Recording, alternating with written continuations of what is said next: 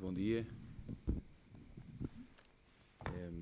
Quero dirigir-vos a minha primeira palavra para vós, que aqui se deslocaram para participarem nesta organização do Conselho Distrital de Lisboa.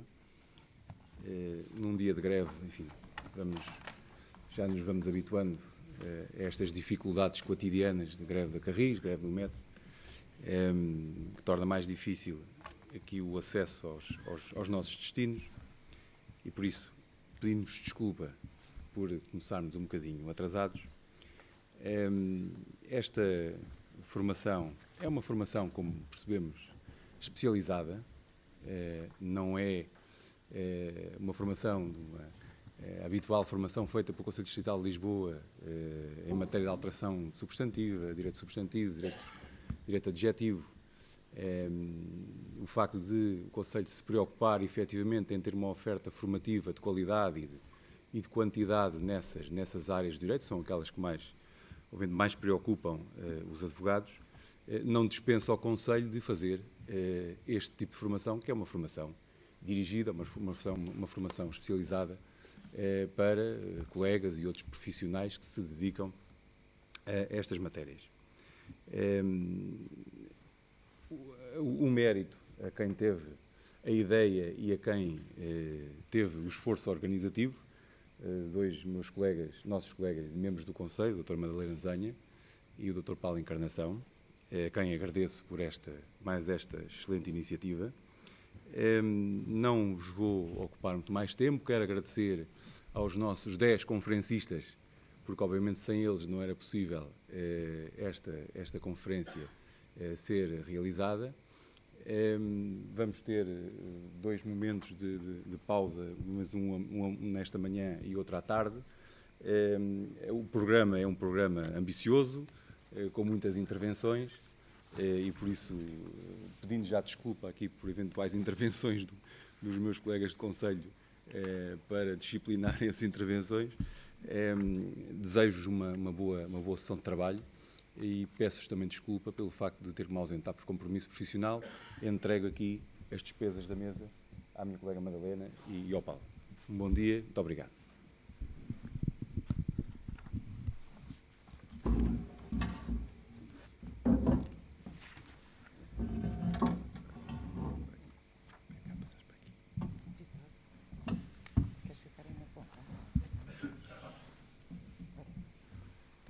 Apresentas tu, Vitor? Sim, passo como quiseres. Já faz Vitor, falas aí ou falas ali? É? Está bem. No púlpito. Sim. Parecer que ias a chamar Madalena Zanha. Ora bem, muito bom dia a todos. Enfim, não vou repetir aqui as palavras do Dr. António Jaime, mas não queria deixar também de agradecer ao Dr. Eduardo Simões, cuja, enfim, a ajuda foi preciosíssima na organização desta conferência. Queria-vos dar as boas-vindas a esta conferência e queria, sem mais demoras, passar aqui a palavra ao Dr. Vítor Castro Rosa, que dispensa apresentações. Enfim, muitos de vocês certamente já terão ouvido falar deste nosso colega, que é advogado, que foi diretor jurídico da TVI e que tem, enfim, obra publicada sobre esta matéria. Eu confesso que, enfim, esta questão da cópia privada é uma questão que nos toca a todos, enfim, alguns a favor, outros contra. Enfim, eu pessoalmente tenho uma posição muito própria, concordo em parte com o veto, enfim, com a atitude do Sr. Presidente da República quando votou esta lei, ou esta alteração à lei, mas eu gostaria que... E eu não concordo. E a doutora Madalena Zanha não concorda. Não concordo com o veto. Com o veto. Eu gostaria eu espero, enfim, que o Dr. Vítor Castro Rosa nos explique as razões desta lei, porque, digamos, uma remuneração pela cópia privada, enfim, que nos dê aqui uma luz e que nos comece aqui a abrir caminho a esta matéria, que é uma matéria de facto atual e com implicações para todos nós. Eu passaria a palavra ao Dr. Vítor Castro Rosa. Muito obrigado. Bom, eu agradecer este convite e esta oportunidade para, mais uma vez, poder partilhar algumas das interrogações, que é, no fundo, aquilo que eu também tenho para fazer. Não há certezas nestas matérias. É, digamos, uma matéria que está muito viva na discussão hoje em dia, em todos os fora legislativos, internacionais.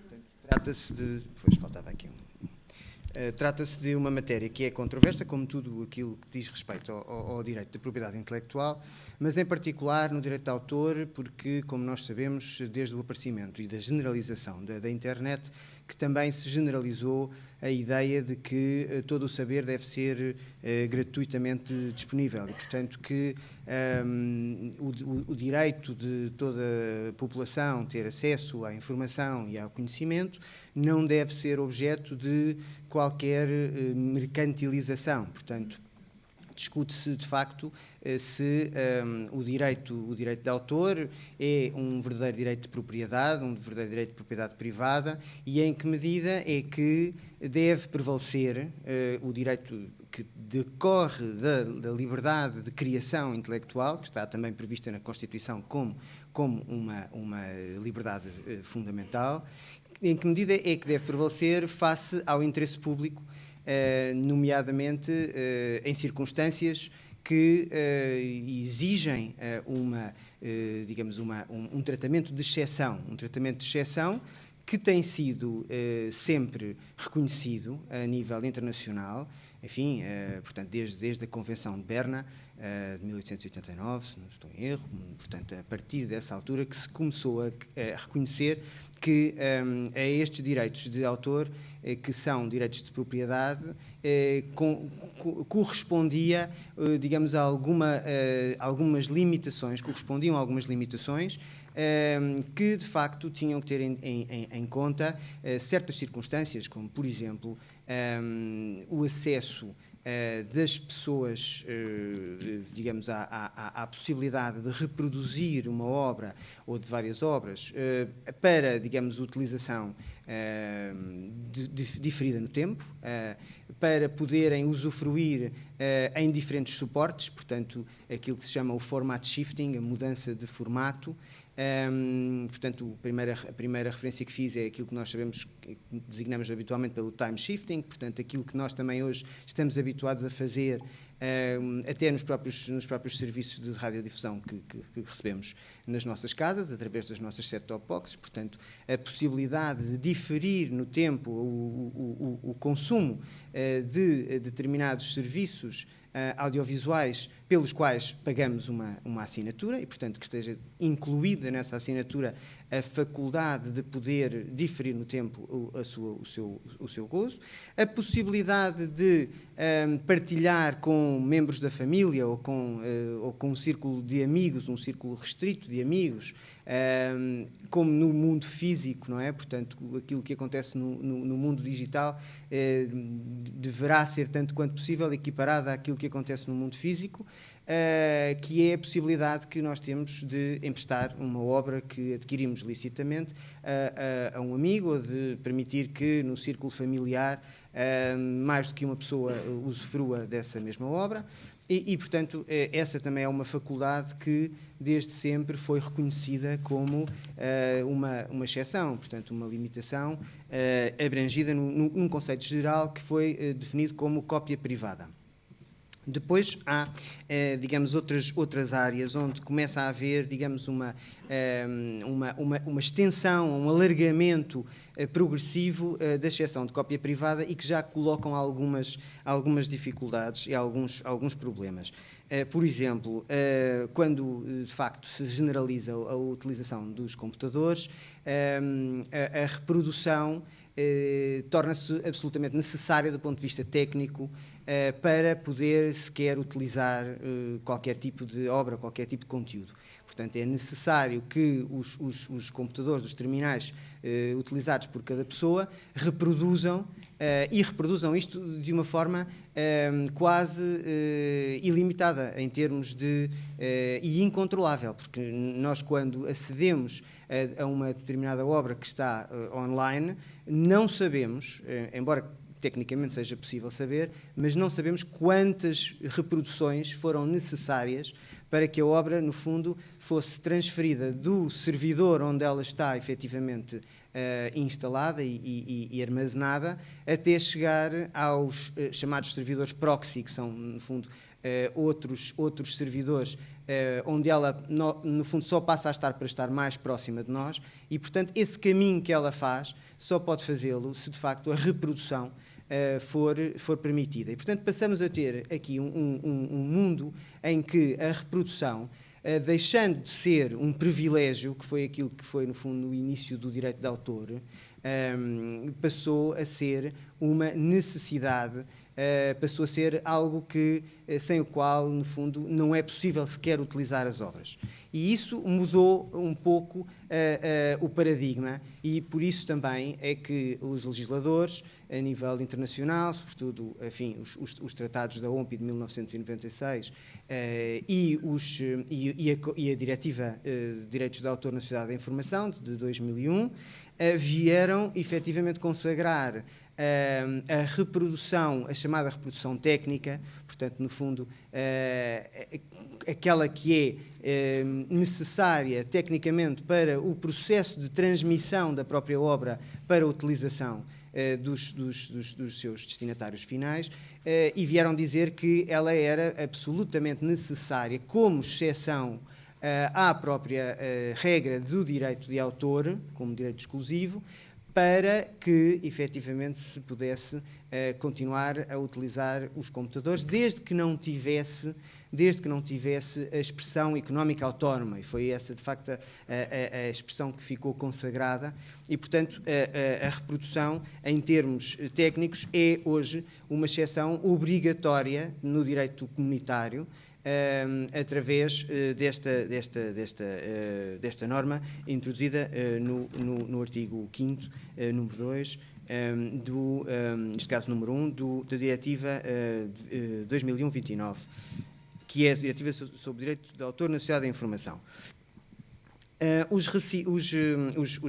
considerandos 35, 38 e 45 desta diretiva introduzem aqui um critério que é, no fundo, o critério que servirá de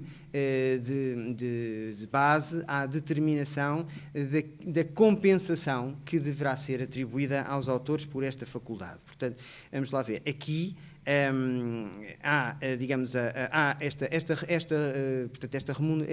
esta reprodução técnica é uma exceção obrigatória, e depois há a consagração da chamada cópia privada propriamente dita, que é aquela que todos nós, consumidores, fazemos dos suportes que adquirimos licitamente e das obras que adquirimos licitamente para poder consumir, como disse, mais tarde. Essa faculdade tem, desde as origens e desde o direito internacional, desde o direito da Convenção de Berna, tem associada uma compensação. E aquilo que a Diretiva da Sociedade da Informação vem introduzir para determinação dessa compensação é o critério do prejuízo. O critério do prejuízo, no fundo, é a perda de receita que advém da utilização que as pessoas fazem, digamos, porque ao fazerem cópias da sua, digamos, da obra que adquiriram licitamente, não vão, digamos, adquirir mais exemplares. E nessa medida é que se discute se de facto deve ou não haver lugar a uma compensação, porque é discutível se de facto é lícito ao titular dos direitos a ter, digamos, uma expectativa de que as pessoas efetivamente comprem ou adquiram, digamos, mais exemplares para poderem beneficiar dessas faculdades de utilização diferida no tempo, ou de utilização por outros suportes, ou de utilização por outras pessoas no agregado familiar. Mas, enfim, o critério do prejuízo é que é de facto um ponto discutível, na medida em que sempre foi assumido que haveria uma remuneração. O que é um pouco mais duvidoso e discutido é se essa remuneração deverá ser uma compensação pelo prejuízo.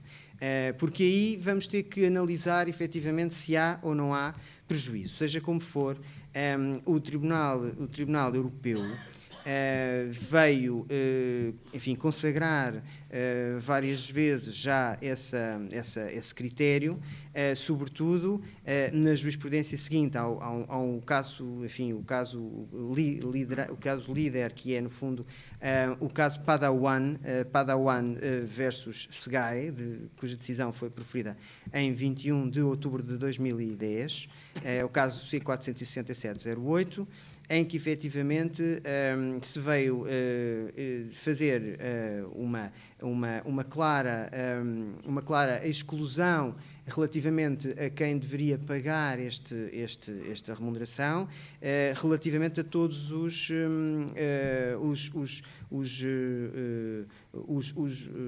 meios de comunicação social, os produtores audiovisuais, todos aqueles que, no fundo, na sua vida profissional, têm necessariamente de utilizar suportes virgens, suportes de gravação, suportes que sirvam para, digamos, a reprodução.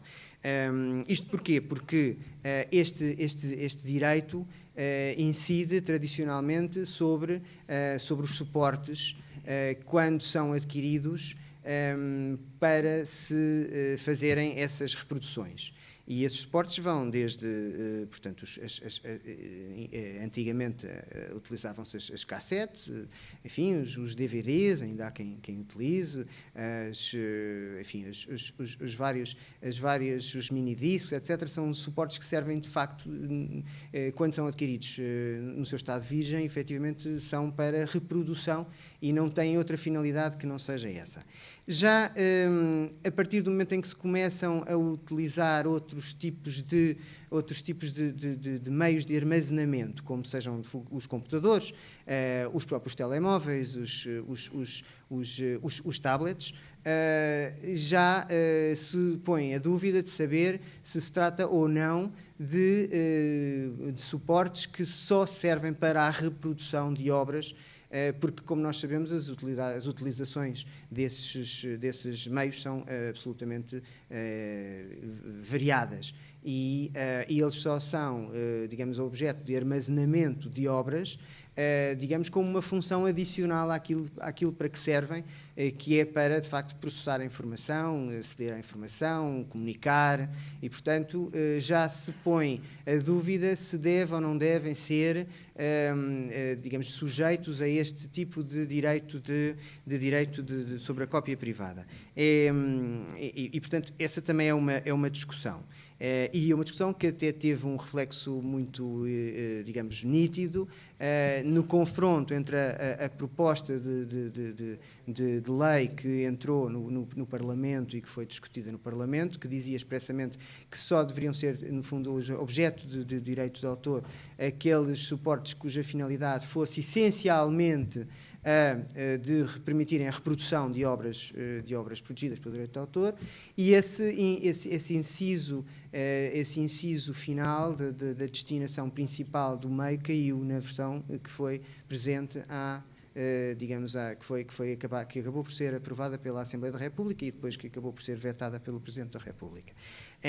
E, portanto, deixou de se exigir que, para a existência de um direito de autor sobre os suportes audiovisuais, nomeadamente, e também de comunicações, como sejam os telemóveis, que eles se destinassem essencialmente à finalidade de reprodução das obras. E, portanto, essa discussão continua, no fundo, continua de pé. Mas, hoje em dia, é preciso termos em conta que não faz sentido continuar, de facto, a fazer incidir o direito de autor, a cópia privada aqui, sobre meios analógicos que estão em desuso, que estão em franco desuso, em queda acentuada, e ao mesmo tempo negar, digamos, a sua incidência sobre os suportes onde hoje a maioria das pessoas armazena este tipo de obras.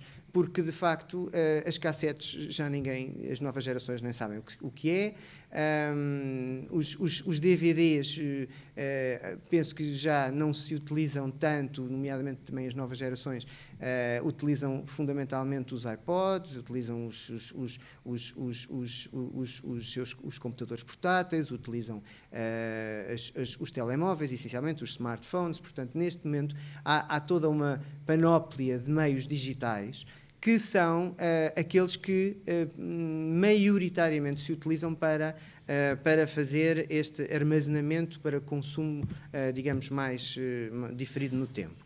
E, portanto, não faz sentido, neste tipo de situação, com este panorama, estar a fazer incidir o direito de autor, a cópia privada, a tributação da cópia privada. Enfim, tributação é uma expressão um pouco feliz, mas, enfim, até porque o direito de autor é considerado, no fundo, uma remuneração. É uma remuneração dos criadores intelectuais, dos produtores de fonogramas, dos produtores de videogramas. Portanto, no fundo, aqueles cujo contributo foi decisivo e cujo investimento foi necessário para que as obras pudessem vir à luz do dia.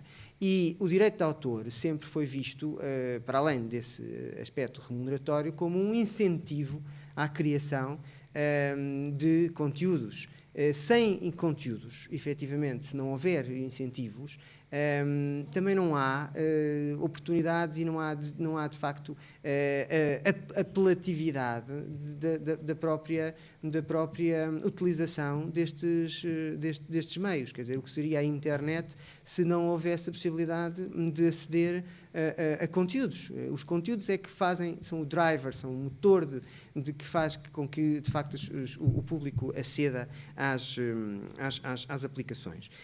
E, portanto, isto, no fundo, para dizer que a nossa legislação não cobre ainda, porque esta proposta foi vetada, esta lei efetivamente não chegou a ver a luz do dia, não cobre os meios digitais, onde, de facto, a esmagadora maioria das pessoas armazena, de facto, as obras a que tem acesso. Agora, como eu dizia, fazer, digamos, cópias para utilização diferida no tempo, fazer cópias para partilha com digamos, o chamado núcleo familiar, e quando se diz núcleo familiar não se está apenas a abranger a família, está-se também, digamos, a incluir as pessoas mais próximas, as pessoas das nossas relações pessoais. Portanto, é aquilo que se contém dentro da cópia privada sem qualquer tipo de esforço, e é exatamente por essas faculdades que existe este tipo de incidência de uma taxa que se destina, de facto, a remunerar esta faculdade. Mas quando se passa a fronteira do agregado familiar ou do núcleo familiar, com esta definição que acabei de dar, já começam a levantar-se outros problemas. Por exemplo, é legítimo fazer downloads da internet para uso pessoal. Admite-se que ainda essa utilização ainda é coberta, de certa forma, pela exceção da cópia privada, ao abrigo justamente da faculdade que nos permite fazer a reprodução para utilização pessoal, e sem a qual nem sequer seria possível acedermos à obra pelas condições técnicas que referi. E, portanto, até aí podemos dizer que está coberto pela diretiva da Sociedade da Informação, direito de autor na Sociedade da Informação. Agora, e o chamado upload de obras na internet, digamos, o carregamento de obras que vai permitir, ou não, depende, o acesso por parte do público. Aqui a jurisprudência também tem sido muito clara, no sentido de dizer que, a partir do momento em que existe uma divulgação das hiperligações, dos links que permitem o acesso a um determinado servidor onde a obra está armazenada e que em princípio tenha sido armazenada para uso pessoal, mas com esse link se torne, digamos, acessível a partir do exterior a qualquer pessoa, a partir daí já se torna uma utilização pública e, portanto, já se deve considerar que foi transposto, digamos, que foi transposta a fronteira daquilo que seria abrangido na cópia privada e, portanto, aí já se começa a entrar no domínio da comunicação pública. E o Tribunal Europeu, o Tribunal de Justiça Europeu, teve, digamos, recentemente um caso, que foi o caso Svensson, em que foi, digamos, foi no sentido de dizer que se de facto existe um armazenamento de obras protegidas pelo direito de autor, em que há medidas de proteção criadas para não permitir o acesso por parte de todas as pessoas, o acesso livre e gratuito por parte de todas as pessoas, e esse tipo digamos, de hiperligação vai permitir contornar essas proibições de acesso, essas limitações técnicas e, portanto, vai permitir o acesso a pessoas que inicialmente não estavam, digamos, autorizadas a aceder. Então, aí já estaremos perante uma violação do direito de autor, já não estaremos perante cópia privada, já não podemos estar, digamos, dentro de um estatuto de exceção e, nesse caso, será necessário um licenciamento. E, portanto, a fronteira que o Tribunal aqui vai colocar relativamente a esta faculdade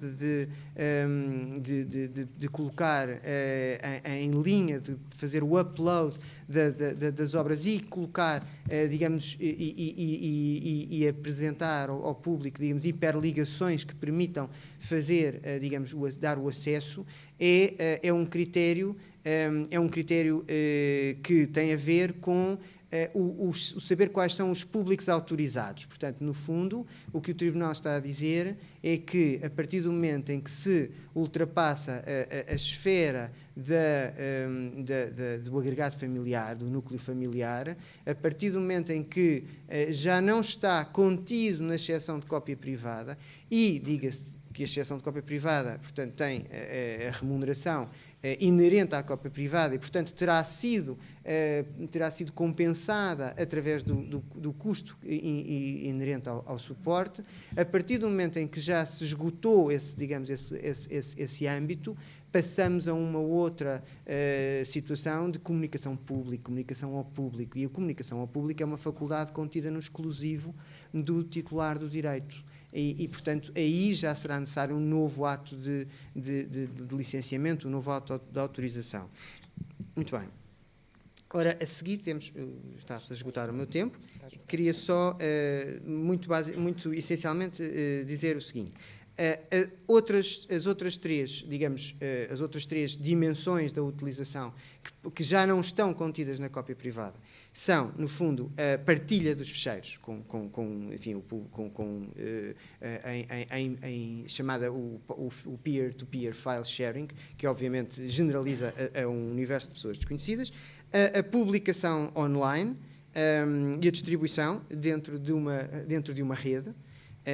E depois temos o chamado user-generated content, portanto, o conteúdo que é, digamos, a partir de obras existentes, é refundido em novas criações. E isso, claramente, não pode estar contido dentro da exceção da cópia privada e, portanto, já tem que ser objeto de um outro tipo de licenciamento. Muito obrigado. Fico depois à vossa disposição para mais questões.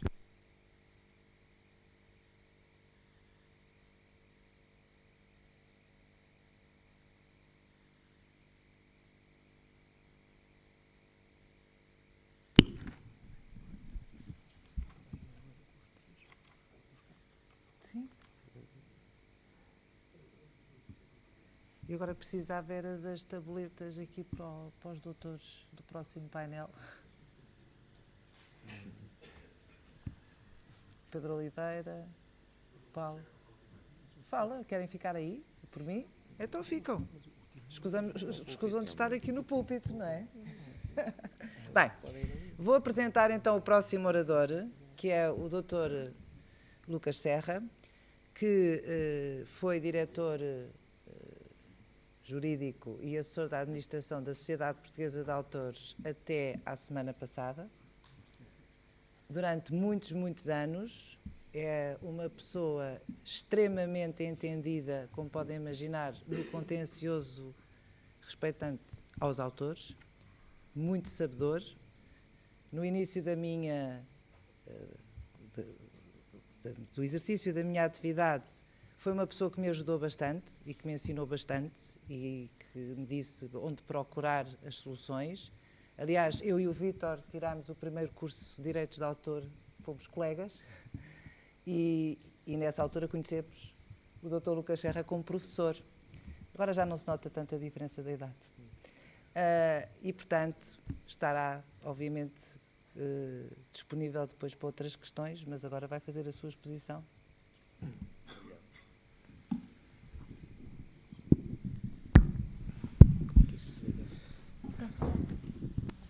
Muito obrigado pelas palavras simpáticas da Madalena Zenha.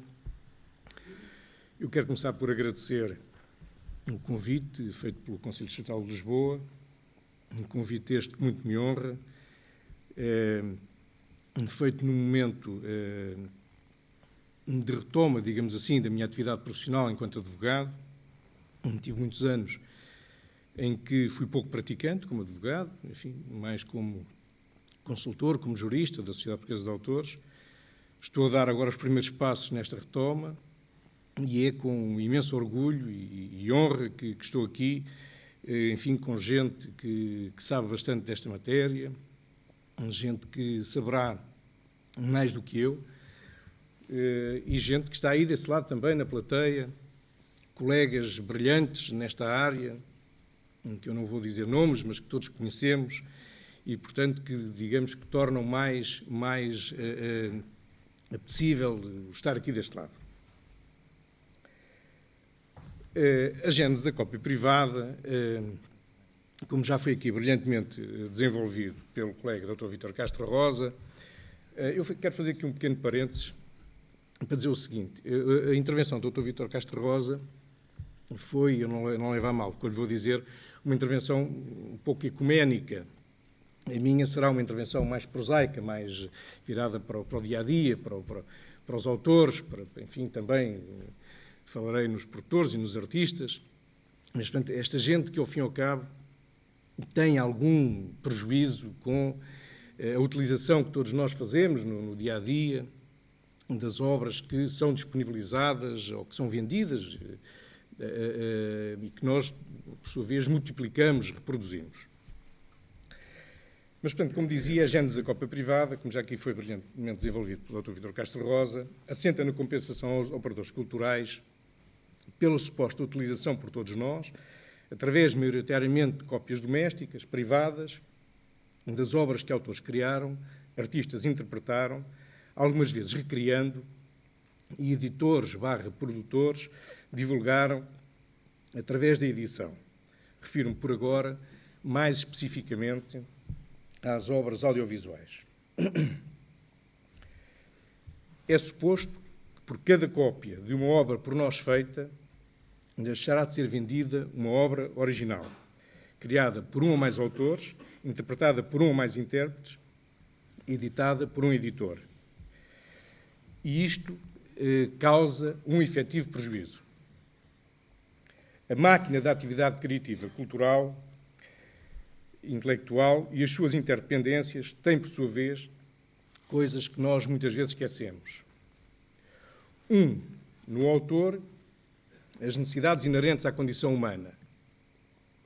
Este é frequentemente o centro da vida familiar, por onde gravitam cônjuges e filhos, com as despesas associadas às respectivas sobrevivências. Alimentação, vestuário, casa, educação, comunicações. O autor, é importante sublinhá-lo, ao contrário do artista, não tem diretamente rendimento do espetáculo. 2. O artista, as mesmas necessidades, acrescidas normalmente de um menor tempo de vida útil, entre aspas, significando isto que o artista, por norma, cai mais rapidamente no esquecimento. A sua passagem pelo espetáculo ou pelo estrelato é efêmera. Por outro lado, ele tem atrás de si uma logística demasiado dispendiosa que se alimenta do espetáculo e lhe retira parte significativa do rendimento do mesmo. Se no autor o ato da criação é por natureza algo que ele realiza a maior parte das vezes em solidão, no artista o público é condição essencial da sua performance e daí que este, ao contrário daquele, tenha de manter esse custo logístico, onde também se inclui a despesa associada ao marketing. 3. No editor. A sustentabilidade da empresa e do conjunto de pessoas que dela dependem, vivendo ambos da eficácia da mensagem por si veiculada, que o mesmo é dizer do sucesso ou insucesso das obras por si editadas. Todos eles vivem em perfeita dependência entre si e nenhum se poderia permitir viver sem os outros. Poderá, quando muito, dizer-se que o autor e o artista se confundem às vezes na mesma pessoa. Mas mesmo nesses casos, as respectivas criações são individualizáveis, como muito bem reconhecia um acórdão do Supremo Tribunal de Justiça de 1997. No que respeita à edição literária e à cópia das suas obras através da reprografia, as preocupações são semelhantes, com exceção de que nesta forma de criação e divulgação das obras se dispensa o artista, restando apenas o autor e o editor.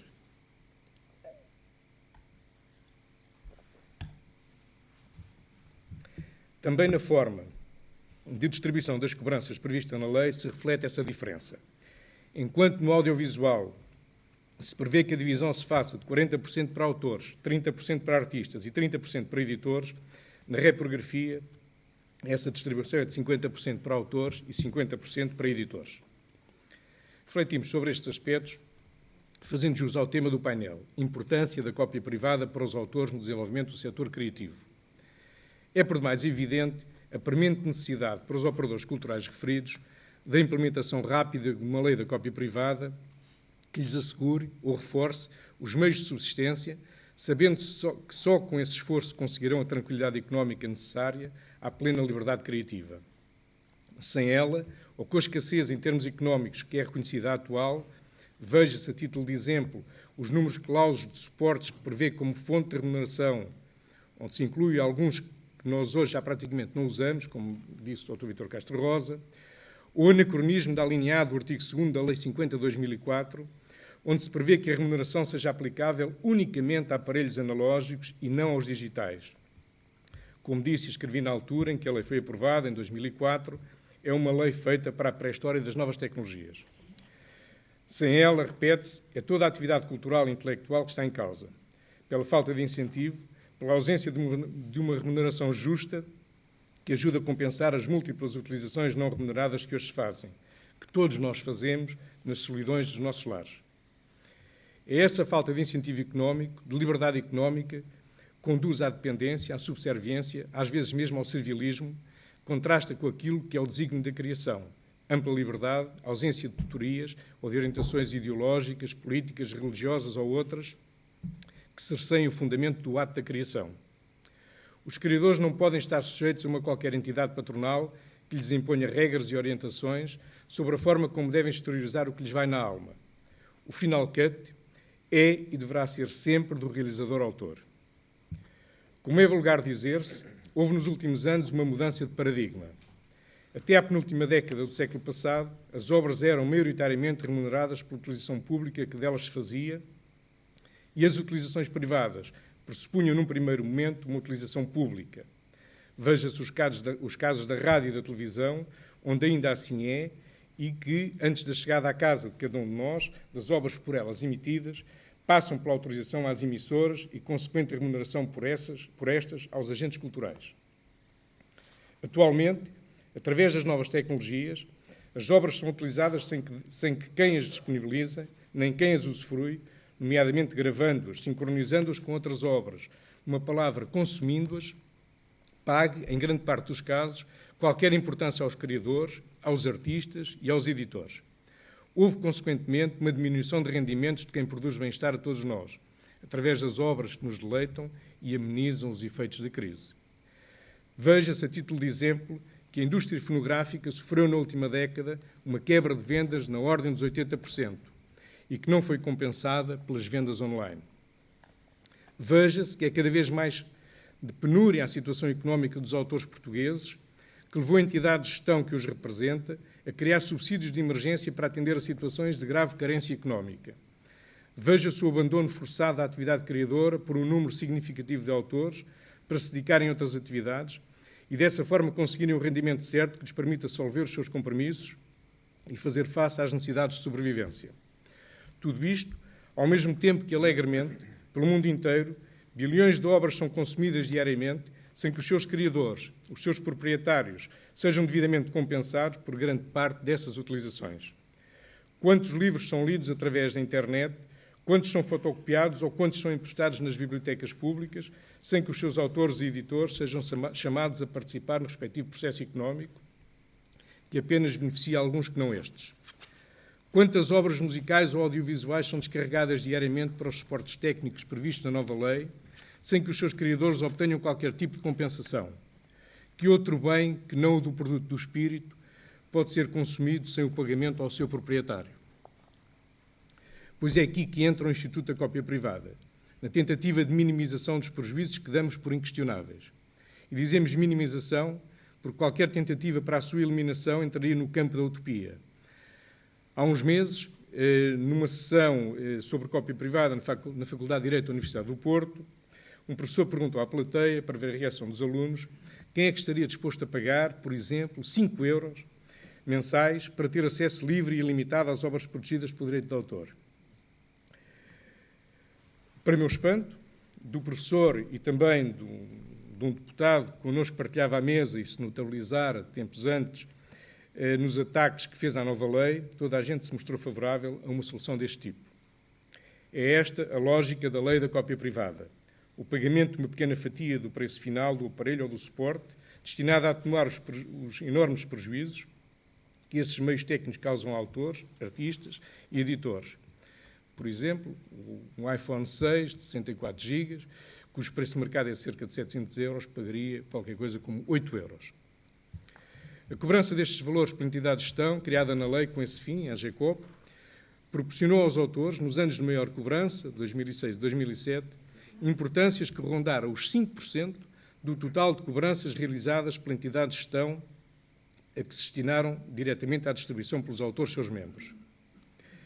Além disso, dos valores cobrados, e de forma a cumprir a lei, foram retirados 20% nos termos do disposto no artigo 7º da Lei 62/98 para ações de incentivo à atividade cultural e à investigação e divulgação dos direitos de autor e direitos conexos. Com esse dinheiro, a entidade de gestão apoiou dezenas de edições de CDs, DVDs e de livros e fomentou a atividade criativa cultural, assumindo até um papel que não lhe está destinado, uma vez que tal deve representar uma prerrogativa do Estado. Comentou-se na comunicação social que a entidade de gestão dos autores era a maior editora nacional, tal a quantidade de projetos que apoiou. Enquanto existiu campo de aplicação da lei e, consequentemente, se cobraram valores visíveis, os autores viveram mais desafogadamente, libertaram-se um pouco das questões terrenas, tais como o pagamento da água, da energia elétrica ou do colégio dos filhos. Aliviaram o espírito, sabendo que sempre que detectavam alguém que consumia as suas obras através dos meios que constituem a previsão da lei, havia uma pequena parcela do respectivo preço que lhes era destinada. Puderam criar, com outra paz de espírito e liberdade, afinal mais do que concretizar a sua vocação. Hoje assistimos ao definhar da AGECOP, entidade que, nos termos da lei, procede à cobrança e distribuição das verbas resultantes da cópia privada. É uma morte anunciada a que o Presidente da República pareceu querer dar o golpe de misericórdia com o veto da nova lei. São os autores, são os artistas e são os produtores quem perde no primeiro momento, caso a lei não seja rapidamente aprovada e publicada. Num segundo momento, perde a criação intelectual, a cultura, que o mesmo é dizer todos nós. Muito obrigado.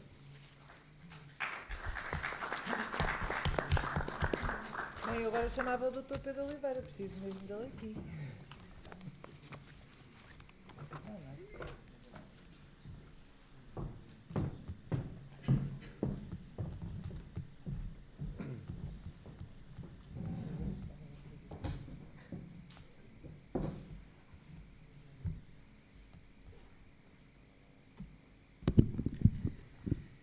E agora vou passar o testemunho ao representante dos artistas. Portanto, acabámos de ouvir uma pessoa que não é representante dos autores, mas de qualquer das formas lidou de perto com eles durante muitos anos.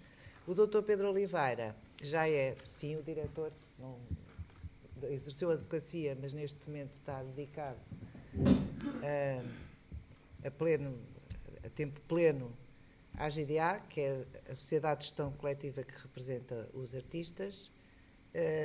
Eu acompanhei todo o trabalho que o Dr. Pedro Oliveira fez, porque esteve na gênese da GDA. A GDA tem feito um trabalho fantástico, no meu entendimento. Poderá haver outras opiniões, mas eu acho que tem sido um trabalho muito positivo e que tem feito com que outras sociedades mais antigas sejam obrigadas a repensar os seus métodos. É uma sociedade jovem, como eu costumo dizer. Vou-lhe passar a palavra. Acho que também toda a gente sabe que, além de ser diretor da GDA, é compositor, músico, produtor musical, foi o vocalista do famoso grupo Sétima Legião, que é mais da minha geração do que muitas pessoas que aqui estão presentes, e por isso é interessante, porque também tem, os dois têm sempre uma opinião diversificada, porque tem que defender muitas vezes interesses antagónicos, porque há interesses políticos e etc., há aqueles que ele defenderia como artista e, de vez em quando, como toda a gente sabe, no cargo como diretor-geral de uma sociedade de gestão coletiva, tem que haver um equilíbrio de interesses, e quem está por dentro do acompanhamento que foi conseguir que esta lei fosse elaborada, bem, eu tiro o chapéu a uma data de senhores aqui presentes, senhores e senhoras, que lutaram muito e perderam muito tempo para que isto conseguisse sair, e neste momento, infelizmente, está em suspenso, na minha opinião. O Dr. Paulo Encarnação já não pensa assim tanto como eu. Passo a palavra aqui ao Dr. Pedro Oliveira. Eu não acredito que seja aprovado nesta legislatura. Eu queria, em primeiro lugar, obviamente, agradecer ao Conselho Distrital de Lisboa pelo convite, que muito me honra, e em particular à Madalena Zanha e ao Eduardo Simões, queridos amigos, que também é com eles que nós contamos para que estes temas não morram, que continuem a ser discutidos, porque infelizmente parece-me que cada vez mais o mundo está contra nós.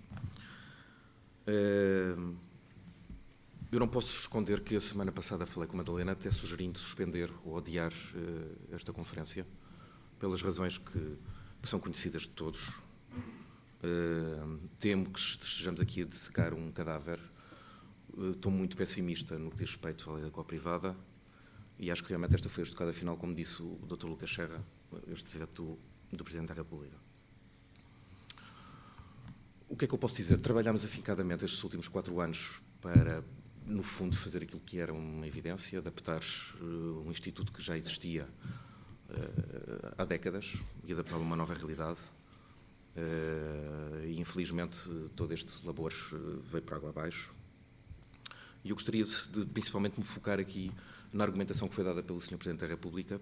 Eu não vos vou estar a incomodar novamente sobre a questão do conceito ou do Instituto de Coprivada, que o Dr. Castro Rosa e o Dr. Lucas Serra já falaram de forma brilhante, e eu vou-vos poupar, não sendo tão ilustre jurista, tão bom jurista como eles são.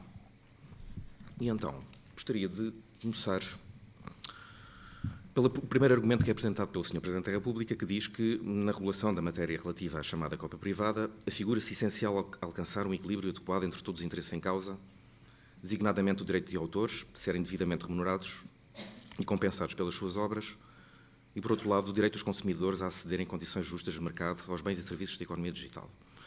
Há logo aqui 2 questões que me parecem fundamentais.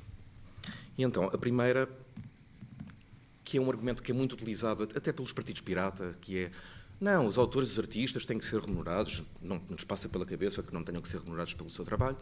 Depois nós perguntamos, então, muito bem, como é que vamos fazer? Não pode ser com estes mecanismos que estão aqui criados.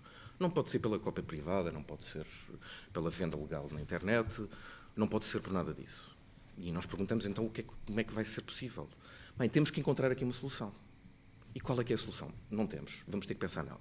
E, entretanto, os anos vão-se passando e as pessoas não recebem aquilo que lhes é devido. Por isso, ou seja, este argumento apresentado pelo Sr. Presidente da República é antigo e acho que é o mais injusto, para não chamar outra coisa, porque realmente, no fundo, o que está a fazer é não admitir que estes titulares de direitos sejam justamente remunerados pelo seu trabalho e pela utilização massiva que é feita mundialmente das suas obras e das suas prestações, sempre com este argumento que, se calhar, a solução não é esta, não é a melhor, deveria ser outra. Depois, por outro lado, assenta aqui num conceito que sempre estranhei. Aliás, que o Sr. Secretário de Estado também focou na altura que se apresentou isto e que tem a ver com a questão do consumidor. Nunca consegui perceber porque é que o consumidor é aqui um personagem tão importante. Ou seja, esta lei foi feita para que sejam pagos determinados valores sobre equipamentos e suportes que são objeto de uma indústria milionária e que muita dela só existe, pelo menos parcialmente, mas muitos dos aparelhos em exclusividade só existem porque existem obras, porque existem prestações e porque existem companhias que investem nesta área. Se isso não se verificasse, não temos dúvidas nenhumas que todo este inferno e toda esta preocupação e toda esta, meu Deus, principalmente os mais jovens, de terem cada vez mais memória nos seus telefones, nos seus portáteis, etc., têm, obviamente, como devem entender, uma relação direta com tudo isto que nós estamos aqui a falar. E o entendimento da GDA e meu pessoal sempre foi que esta lei era destinada não aos consumidores. Os consumidores, em rigor, não teriam que pagar esta compensação e quem teria que ia pagar seria a indústria das tecnologias. Aliás, fazendo um estudo, vendo nos últimos anos o que se tem passado na Europa, mesmo até na cópia privada analógica, este sempre foi o grande argumento da indústria para se furtar este pagamento, dizendo que os consumidores, coitaditos, já não aguentam mais, terem que pagar mais isto ou aquilo, porque, obviamente, que nem iriam admitir outra forma que não fosse de acrescer esta compensação aos preços que estão no mercado.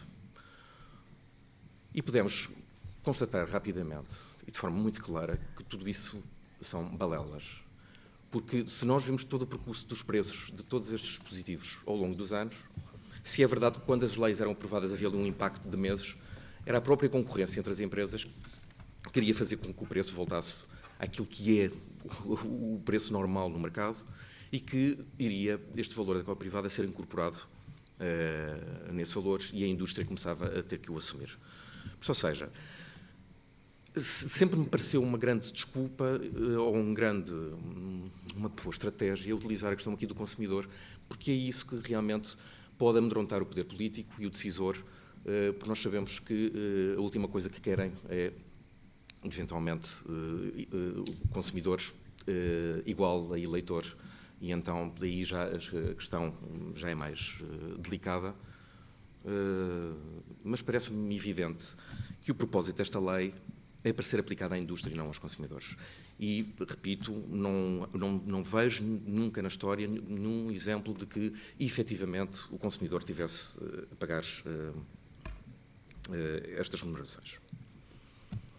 No número 2 da fundamentação, o Sr. Presidente diz: não por acaso o debate sobre a cópia privada tem atravessado a União Europeia, sendo aconselhável que sobre esta matéria exista uma regulação comum com vista a evitar assimetrias e disparidades nas condições de mercado, as quais, numa economia globalizada, poderão resultar na aquisição por parte dos cidadãos e do Estado de bens e serviços digitais no estrangeiro, com prejuízo para todas as partes envolvidas, ou seja, que daí resulte qualquer benefício para os autores nacionais. Meu Deus. Lá voltamos outra vez à mesma questão. Esta solução não é a melhor. Claro que nós reconhecemos que os autores, os artistas e os investidores têm que ser remunerados, mas temos que encontrar uma nova via. E perguntamos, mas qual é que é essa nova via? E já sabemos que não temos resposta e vamos estar aqui indefinidamente sempre a procurar a melhor solução, que depois já sabemos que não a vamos a conseguir encontrar. E então pergunta-se, mas e realmente este equilíbrio comunitário, como é que se pode então aceitar que a maior parte dos países, a esmagadora maioria dos países europeus, que tem este Instituto da Cópia Privada adaptado à realidade digital, e aí sim, vemos países como Portugal, claramente que estão numa enorme desvantagem no que diz respeito até à concorrência, se nós admitirmos que pode haver aqui alguma concorrência na criação, mas até pode haver. Ou seja, estamos aqui sempre no mesmo esquema de dizer se calhar isto não é a melhor solução. Terceiro argumento. É significativo, aliás, que este debate tenha vindo a abranger a própria aplicação de instrumentos legislativos europeus e mesmo a jurisprudência recente do Tribunal de Justiça da União Europeia. Bem, eu não sou um jurista tão brilhante nem tão informado como muitos dos meus colegas estão aqui, mas daquilo que me fui apercebendo é que as decisões comunitárias sobre estas matérias, aliás, bem pelo contrário, têm reforçado o Instituto de Cópia Privada no meio digital. Por isso nem consigo perceber qual é que é o alcance deste fundamento, porque me parece que a realidade é exatamente a oposta. Por isso, dou-a como não boa. No número 4, e aqui é engraçado, porque vamos outra vez voltar ao mesmo, é igualmente ponderar a posição assumida por diversas associações de direitos de consumidores, com destaque para a Associação Portuguesa para a Defesa do Consumidor, DECO, que afirma que esta proposta de lei é obsoleta, ineficaz, desproporcionada, por isso já estamos outra vez aqui na mesma coisa. Isto não é a melhor solução, vamos ter que arranjar outra. Não se sabe qual é que será essa outra e, entretanto, continuamos nisto por anos e anos. Eu vou-vos agora poupar aqui um bocadinho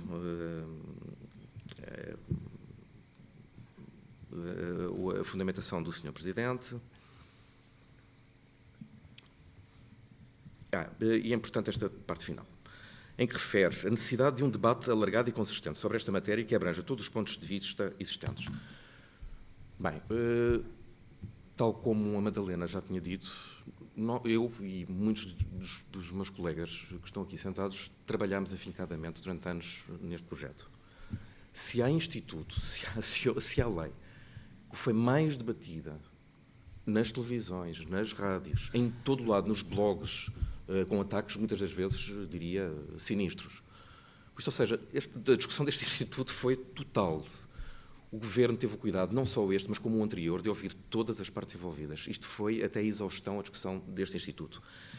Vir dizer que ainda está um debate por fazer, meu Deus, isto parece que estamos a brincar com as pessoas que trabalharam nisto aficadamente e que realmente eu até quase pessoalmente me sinto ultrajado com estas palavras. Também só para terminar aqui a fundamentação do Sr. Presidente da República, que me parece que assenta naquele receio de que é antigo e que cada vez estamos a sentir mais, não é só na cópia privada, é que realmente o Dr. Castro Rosa ficou nesse aspecto que é, isto realmente o direito de autor é uma grande chatice e isto está a impedir o normal desenvolvimento do mercado. E isso que sentimos não só neste Instituto, mas eu penso que é uma tendência cada vez mais geral, com esta questão da gratuitidade, e temo muito que aquilo que já está a acontecer, e agora é só desse ponto de vista que eu vos queria falar breves minutos, é que estas profissões, a tendência para se tornarem não profissões, vão se tornar cada vez mais atividades amadoras, em que as pessoas têm que ter os seus empregos das 9 às 5 e lá vão tocar umas guitarradas ao final do dia com os amigos. E isto cada vez está a adensar, o que é preocupante. Eu que lido, como devem imaginar, diariamente com artistas, muitos daqueles artistas que vocês admiram e respeitam, vocês nem imaginam a situação em que estão neste momento a viver. Porque tudo isto está interligado, não é só o facto de cada vez haver menos possibilidade de usufruir de cobrança de direitos. A própria venda, então na música, a venda física que está praticamente a desaparecer e a venda digital é o desastre que é para o lado dos artistas, que é um desastre tremendo, nomeadamente com este negócio do streaming, que também já presumo que tenham ouvido falar, em que condições é que esse dinheiro está a ser repartido. E depois, por outro lado, nós sabemos que, especificamente aqui em Portugal, só para vos dar um exemplo, em 2013 foram retirados 23 milhões do mercado de espetáculo ao vivo por parte das autarquias, por contenção financeira, e isto é catastrófico. Por isso as pessoas estão sem trabalho. Claro que alguns vão resistindo, mas agora imaginem não só aqueles que são os grandes, mas todos, a classe musical, discotantes, etc., que estão agregadas a todo este fenómeno, que estão com enormes dificuldades, diria, de sobrevivência. Por outro lado, também não quero deixar de vos dizer que o Dr. Lucas Serra falou nesse aspecto, que para nós é muito querido GDA, que é a questão das retenções que são feitas para o desenvolvimento de ações culturais. O Lucas Serra disse uma coisa muito interessante, é que a SPA deveria ser o maior editor de música e potencialmente era, deixou agora por via da não existência desta lei, de deixar apoiar a gravação de música. A GDA continua ainda a resistir e continua a apoiar a gravação de música, e posso-vos dizer que por ano nós estamos a apoiar 40 discos por ano, o que é notável, e neste momento a GDA é realmente o maior editor em Portugal de música gravada, por incrível que pareça. Eu estou a dizer isto, quer dizer, a ilustrar, porque obviamente que nos apoios que nós damos, os proprietários dos massas são os próprios artistas, mas somos nós que criamos essas condições e que pagamos o estúdio e que pagamos a promoção, etc., para tudo isso existir. Para além disso, um grande esforço que a GDA tem feito tem sido a nível das novas gerações. Temos um esquema muito forte de bolsas de estudo para atores, músicos e bailarinos. Fizemos agora recentemente, também para aqueles que são os mais desprotegidos, nós não podemos também de ter aqui uma vertente muito social relativamente a isto tudo. Temos feito protocolos, ou fizemos protocolos com a Fundação Inatel, com a Casa Pia de Lisboa, com o Conservatório de Música de Lisboa, para apoiar aqueles que não têm, obviamente, possibilidades económicas de poderem desenvolver uma carreira nestas áreas, e é com muito, muito orgulho que nós todos os anos estamos a oferecer várias bolsas de estudo para o estrangeiro a crianças que irão ser os artistas do futuro e que vêm de meios muito desprotegidos e que orgulha toda a classe e deveria orgulhar também os portugueses e não só este universo.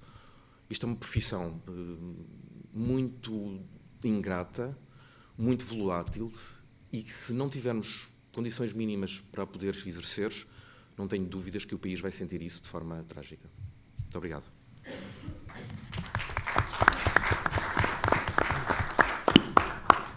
Uma pausa de 10 minutos, pedi às pessoas para estarem em casa, usem o quarto, há café no andar de cima.